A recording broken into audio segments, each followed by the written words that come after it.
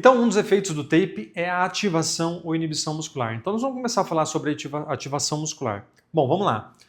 Eu tenho aqui no quadro algumas informações que são importantes. Quando a gente pensa em ativação muscular, a primeira coisa que a gente tem que pensar é com qual objetivo nós aplicamos o tape para ativar. Quando eu quero uma contração. Em que situação, por exemplo?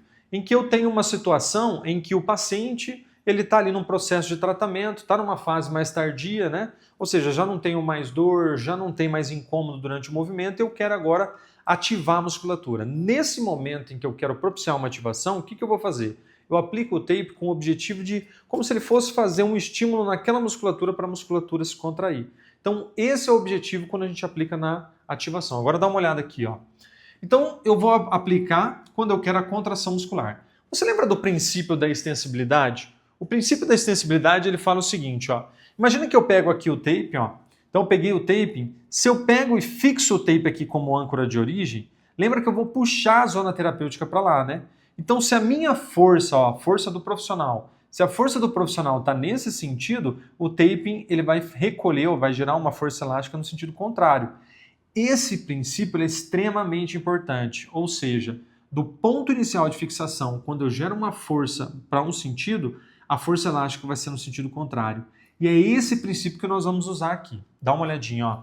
Imagina que aqui, se você observar, nós temos um músculo que você conhece muito bem, que é o bíceps braquial. Então eu tenho o bíceps braquial, fiz aqui o cabeça curta que está aqui embaixo, e esse que nós estamos vendo aqui é o cabeça longa, né?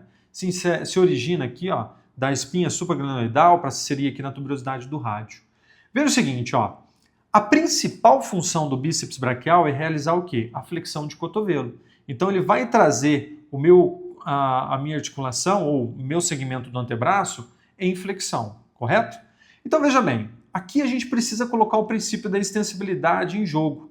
Como? Se eu pegar a fita, né, realizar a fixação da âncora nesse ponto de inserção e puxar ele para cima e fixar depois essa outra parte aqui, o que vai acontecer?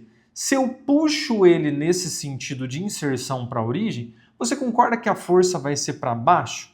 Só que, peraí, força para baixo, se eu quero que o músculo tenha a sua principal função se contraindo, e aí ele tem que encurtar no sentido de baixo para cima?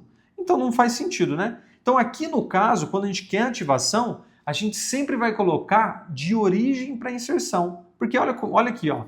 Fixei aqui. Se eu puxo o tapering para baixo, ele vai recolher no sentido da origem. E aí, consequentemente, vai ajudar o músculo a realizar o movimento que ele realiza. Então, se você olhar aqui no meu antebraço, ó, o que nós vamos fazer? Nós vamos fixar a âncora na origem, vou tracionar a zona terapêutica para fixar depois ela na inserção. Porque olha só o que eu vou fazer. Ó. A minha força está indo de origem para inserção. E a força ela recolhe de volta para a origem. Isso ajuda ou inibe o músculo? Ajuda. Então ele acaba ativando. Então é sempre assim, ó. Se eu quero ativação, eu sempre vou buscar aplicar o tape de origem para inserção. Professor, em qualquer músculo? Em qualquer músculo. Quero ativação de origem para inserção. Aqui tem um detalhe.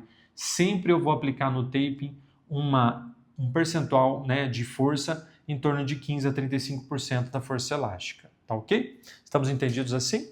Então bora lá aplicar.